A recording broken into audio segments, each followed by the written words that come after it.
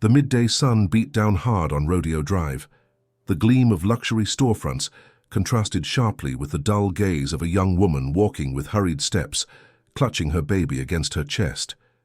Isabella Martinez, 26 years old, with her blouse soaked through with sweat and anxiety, entered a jewelry store that seemed to belong to a different world than hers. Her worn shoes echoed across the polished marble. Inside, the air conditioning wrapped around her like a sigh of relief. Little Ethan was crying, his cry dry and weak. Isabella kissed him gently on the forehead, murmuring words of comfort as she approached the display counter. Behind the glass, necklaces, rings and watches sparkled with price tags displaying unthinkable figures. A tall man with perfectly combed dark hair watched her from a glass office in the back. He rose with curiosity at seeing this scene. A simple woman with a baby in her arms, standing among diamonds. He walked toward her with firm steps, but without arrogance. "Can I help you, miss?" he asked in a kind voice, though a slight tension showed on his face. Isabella looked up. Her brown eyes reflected exhaustion, but also a dignity that wouldn't break. "I need to sell this," she said, pulling a small worn velvet case from her purse. She opened it carefully. Inside rested an antique ring, with a blue sapphire surrounded by delicate diamonds. The man took it between his fingers with professionalism, but as soon as he looked at it closely, his expression changed. "Where did you get this piece?" "It was my grandmother's. She gave it to me before she died. I have no idea what it's worth, but I need $20, that's all. It's to buy formula for my son." Andrew Navarro, owner of the jewelry store, turned the ring between his fingers as if afraid it might disappear. He recognized the work immediately. There was no doubt. It was one of the lost pieces by the legendary Italian jeweler Torriani, made exclusively for American aristocracy in the early 20th century. Only 5 existed in the world. This was valued at least $50,000. He swallowed hard. He could buy it for the $20 she was asking. He could resell it for a fortune. But there was something in that woman's gaze, in the way she protected her child, in the silent desperation of her voice, that prevented him from taking advantage. "Miss, this ring isn't worth $20, not even $1,000. It's a very rare jewel by an Italian jeweler named Torriani. It's possible it's worth more than $50,000. Isabella looked at him confused. "Are you joking?" "No," he replied firmly. "I'm absolutely serious." She stepped back, hugging Ethan tighter. Distrust, fear, disbelief, everything crossed her face in seconds. "Why would you tell me that? What do you want from me?" "Nothing you don't deserve," Andrew said. "I could have lied to you, but I didn't, and I won't." Silence fell. Only the sound of the wall clock broke the tension. Ethan shifted in his mother's arms, whimpering. "Look," Andrew continued, "I can give you the money you need right now, more than you asked for, but I also want to make you a proposal." "What kind of proposal?" "I want you to work here. Not as a saleswoman, at least not at first. I want to teach you what I know. You have a different energy. This store needs that, and you need an opportunity." Isabella looked at him, not knowing whether to laugh or cry. "You want to hire me because you liked me?" "No, because you have something nobody here has: honesty, courage, and humanity. That combination is worth more than gold." She lowered her gaze to the ring still sparkling on the counter. It was as if suddenly everything was spinning. Just hours ago, she'd been counting coins to buy diapers. Now a stranger was offering her a job, respect, and a ring worth more than she ever imagined possessing. "What if I leave right now and sell the ring somewhere else?" "You're free to do so," Andrew responded calmly. "But I doubt anyone else will tell you the truth like I did. Besides, I think this ring has a story, and you're part of it. Don't ask me how I know, I just feel it."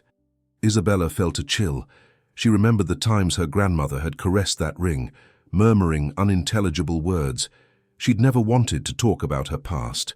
She only told her that someday she'd understand everything. "I don't understand any of this," she whispered. "I just need to feed my son." "Then accept the help," Andrew said softly. "I'll give you the money for formula right now.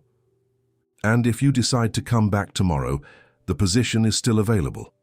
From a drawer he took an envelope and placed several bills inside.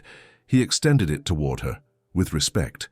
There was no pity in his gaze, only a strange mix of admiration and expectation. Isabella took it with trembling hands. "Thank you, and I don't know what to say." "Don't say anything. Take care of your son. Rest, and come back when you're ready." She nodded, still in shock. She took the ring, put it back in the case, and tucked it into her purse. She left the jewelry store with slow steps, as if walking through another reality. Outside, the sun kept shining the same, but something had changed. Inside, Andrew watched the door close behind her. Then he looked again at the file he'd written years ago about Torriani's lost jewels. He'd spent more than a decade searching for this piece, and it had appeared. In the hands of a desperate mother, in the most chaotic city in the world. Something told him that woman hadn't arrived there by chance, and that the ring wasn't just a jewel, it was the key to a forgotten past, and perhaps to an unexpected future. Isabella returned to the jewelry store 2 days later. She carried Ethan in a baby carrier, asleep against her chest. Her clothes were still simple, but the gleam in her eyes was different. It wasn't happiness, it was determination. Andrew greeted her with a warm smile and a steaming coffee waiting for her on the counter. "I knew you'd come back," he said naturally, as if it had been an inevitable fact. "I'm not sure what I'm doing," she admitted, "but I want to try." And so, an unexpected routine began. During the first weeks, Isabella learned in silence. She watched Andrew's every move, every explanation about gems, cuts, metals. She listened more than she spoke, making mental notes of each client, of each story. Andrew was surprised to see her remember visitors' preferences, her subtle way of making them feel comfortable, whether they wore designer suits or worn jeans. One afternoon, while organizing the main display counter, Isabella dared to ask, "Why me?" Andrew looked up from a design notebook. "Because nobody looks at others the way you do. You see people, not customers. That's worth more than any diamond." Isabella lowered her gaze, uncomfortable but moved. As days passed, she began to take initiative. She proposed moving some display cases, changing the ambient music, offering coffee to visitors. Small details, but ones that transformed the atmosphere. Regular customers began to stay longer, to smile more. Others, new ones, entered just out of curiosity and ended up enchanted with the warmth of the place. Ethan, always nearby, became part of the landscape. He slept in a bassinet in Andrew's office, which he'd converted into a small corner full of toys, while Isabella attended customers, learned, sold. One Wednesday afternoon, an elderly woman entered the store. She wore an elegant hat, dark glasses, and carried a carved cane. She approached slowly to the display case where the ring sparkled that Andrew had convinced Isabella to leave on temporary exhibition as part of a special collection of antique pieces. The woman stopped dead in her tracks. "That ring," she whispered, lowering her glasses. "It can't be." Isabella, who was organizing a nearby tray, looked up. "Are you interested in the piece, ma'am?" The woman didn't respond immediately. She leaned in slightly, carefully examining the blue sapphire and delicate diamonds. "I saw that ring many years ago. It belonged to a lady, Eleanor Whitmore, a woman of high society. She disappeared under mysterious circumstances. Nobody knew what happened to her." Isabella felt her heart race. "Are you sure of the name?" "Absolutely. My mother was a close friend of the Whitmores. This ring was part of their family heritage, I'm certain." The woman pulled away, visibly disturbed, and left without buying anything. Isabella stood motionless in front of the display case. The name resonated in her mind like a distant echo. Eleanor Whitmore. She'd never heard it before, or had she? There was something familiar about it. A veiled memory in her grandmother's voice, in some conversation between dreams. That night after closing the store, Isabella approached Andrew while he reviewed accounts. A customer today recognized the ring. She said it belonged to a woman named Eleanor Whitmore. Andrew immediately looked up. What else did she say?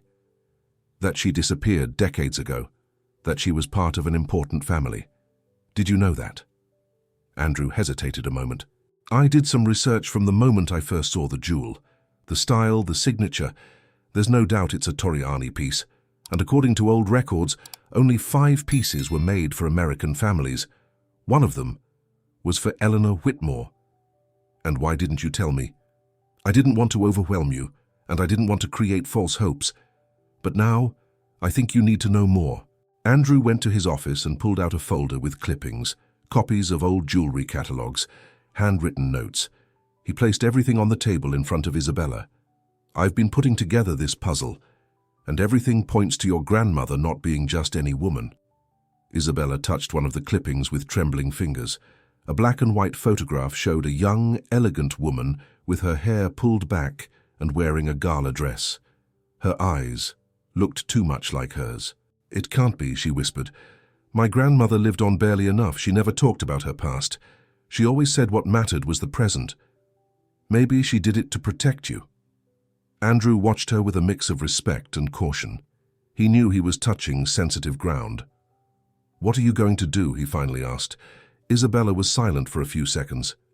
Keep working, and if there's more to discover, I'll do it with my feet on the ground. But I'm not going to let myself be carried away by illusions. Andrew nodded. That's the best answer you could give. But inside, something told him that ring hadn't appeared in his hands by chance, that Isabella's past was much deeper than she imagined, and that everything was just beginning. While the city slept and noises faded under the blanket of night, in an old estate in upstate New York, an elderly man leafed through an album of old photographs. He stopped at one image, a young woman with a ring on her hand. Eleanor, he murmured, finally appeared.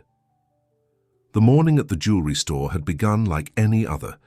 Isabella was organizing new necklaces in the display cases when the doorbell rang with a soft but definitive tone. An elderly man, elegant with completely white hair and a fine wooden cane, crossed the threshold with an almost theatrical solemnity. He wore a light grey suit, a rose on his lapel, and eyes that, though aged, shone with intensity. "Can I help you with something?" Isabella asked, with the courtesy she'd already mastered to perfection. The man stared at her for seconds that seemed eternal. Then he smiled. "Of course you can help me, young lady. I've come from Boston to see you. My name is Alexander Whitmore, and I believe you're the daughter of my niece." Isabella froze. All color seemed to disappear from her face. "What? What did you say?" Andrew, who had heard from the back, approached cautiously, not taking his eyes off the visitor. "Do you know Isabella?" "Not personally, but I recognize her eyes. They're the same ones my sister Eleanor had when she was her age." Isabella felt a knot in her stomach. The name. Again. Eleanor Whitmore. "My grandmother's name was Rose Martinez," she murmured, as if clinging to a truth that no longer seemed solid. "That was the name she used when hiding," Alexander said with a long sigh. "But her real name was Eleanor Whitmore Crawford. Born in 1914, daughter of Count Edward Whitmore. She was one of the most admired women of her time, until one day she simply disappeared." Andrew crossed his arms, observing the old man's every gesture. "And why did she disappear?" "Because she fell in love with a man who wasn't of her class," Alexander explained, with bitter irony. "A literature teacher who participated in labor union meetings. My family, obsessed with the name, tried to separate them. So Eleanor fled. She renounced her surname, her fortune, her history, and started over as Rose Martinez." Alexander took several documents from his leather briefcase. Old photographs, handwritten letters, notarial records. He placed everything on the counter. "I've kept this for more than 50 years. Waiting for someday someone to come claim what is rightfully theirs." Isabella sat down without saying a word. She picked up a black and white photograph. It was a beautiful young woman with her hair pulled back, wearing a long lace dress. On her left hand, the ring. "It's her," she whispered. "Your grandmother, and therefore you carry her blood, and her legacy." Andrew flipped through the papers quickly. Birth certificates, forgotten wills, deeds to lands and estates. "This is a fortune," he murmured, astonished.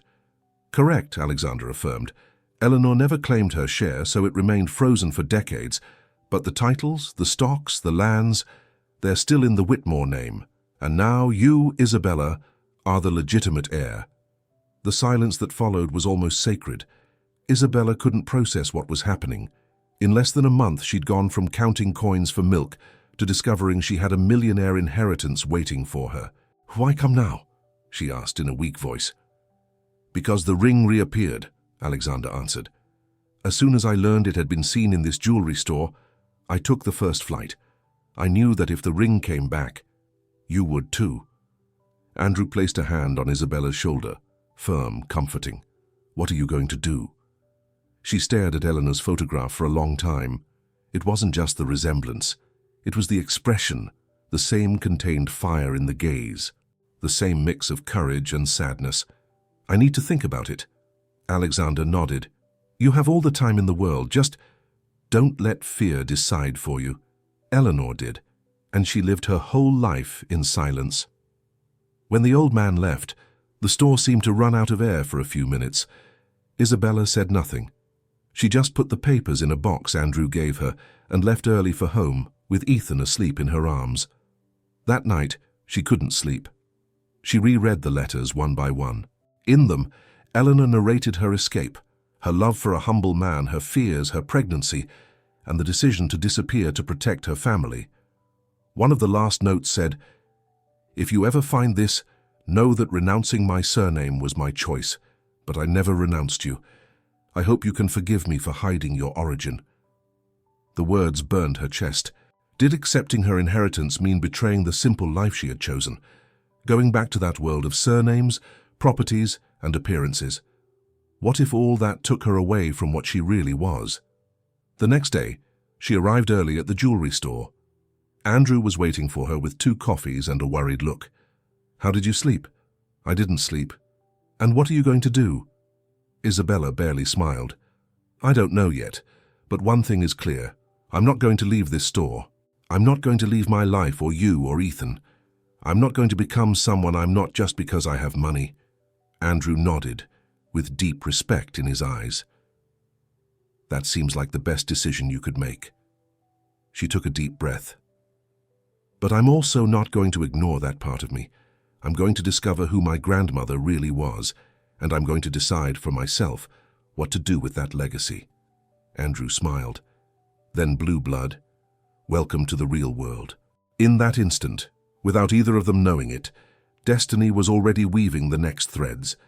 Because Isabella's decisions wouldn't just change her life, they would change many others.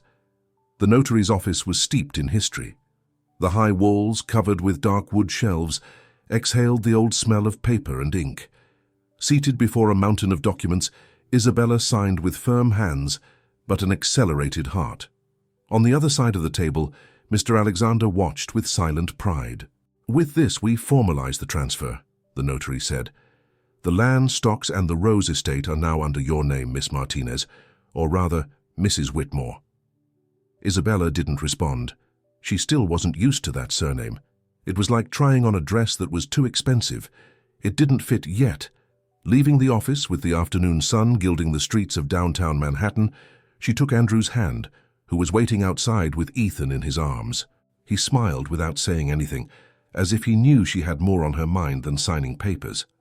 That same night, sitting in the kitchen of her small apartment, with Ethan asleep in the room and Andrew making tea, Isabella finally spoke. "I want to use part of the money for something real, something that doesn't have to do with estates or titles or old glories." Andrew looked at her, curious. "What do you have in mind?" "A foundation for single mothers, like I was. So they don't have to arrive at a jewelry store to sell an heirloom for $20 to buy milk." Andrew was silent for a few seconds, then nodded, serious. That would change many lives, Bella." "Yes, but I want to do it right. No fancy logos or elite speeches, a dignified, warm place that offers daycare, legal support, skills workshops, temporary housing." "And what name will it have?" Isabella thought for a moment. "Eleanor, in honor of my grandmother, not for her blood, but for her courage." Months passed between paperwork, permits, and planning, Andrew and his team poured themselves into designing the project's visual identity, while Isabella traveled upstate to visit vulnerable communities, listen to women, understand their real needs. Mr. Alexander, his health already fragile, donated part of his personal library for the Foundation's cultural center. The jewelry store also changed. The old place of marble and silence became a living space, full of stories. Customers came not just for the pieces, but for the experience. Isabella was no longer an assistant. She was a partner. She designed rings inspired by mothers, necklaces with children's names, collections with messages of empowerment.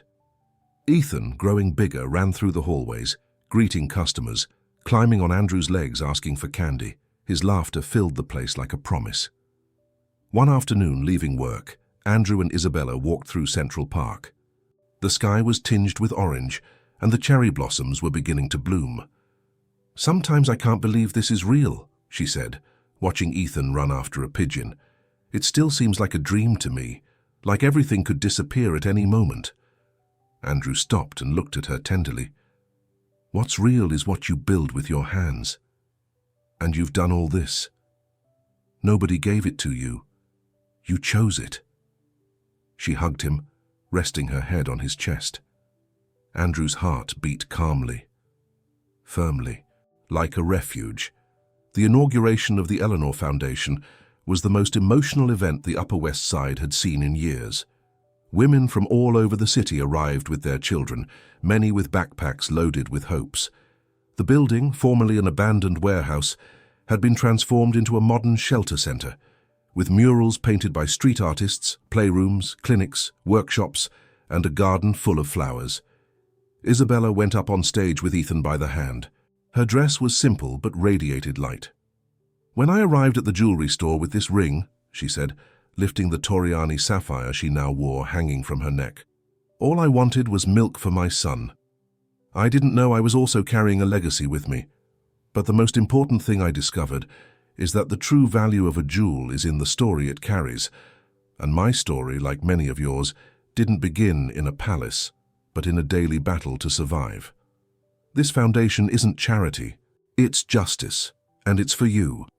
The applause was a roar. Andrew watched her from the front row, holding back tears. Ethan played at his feet, happy. When the event ended, already at night, people gradually left. Isabella walked through the empty hallways with a strange sense of peace. When she entered the central courtyard, she found Andrew waiting for her by an illuminated fountain. "Are you ready for what comes next?" he asked. "What comes next? Is there something more?" He smiled, nervous, and pulled a small case from his pocket. "I designed this months ago, but I couldn't find the right moment." He knelt, opening the little box. "Isabella Martinez Whitmore, would you like to build with me not just businesses, but an entire life?" Isabella brought her hands to her mouth, moved. Ethan, confused, approached to look at the box and let out an innocent "wow." "Yes," she said, 1,000 times yes." Andrew stood up, hugged her tightly, and then picked up Ethan. "And what do you say, champ? Will you let us be a family?" Ethan clapped, not fully understanding, but caught up in both their happiness. That night, while New York City sparkled with thousands of lights, in a corner of hope built with love, justice, and memory, 3 souls united forever. And so, what began with desperation ended up being the beginning of a new story. One where the most valuable inheritance was the ability to transform pain into love,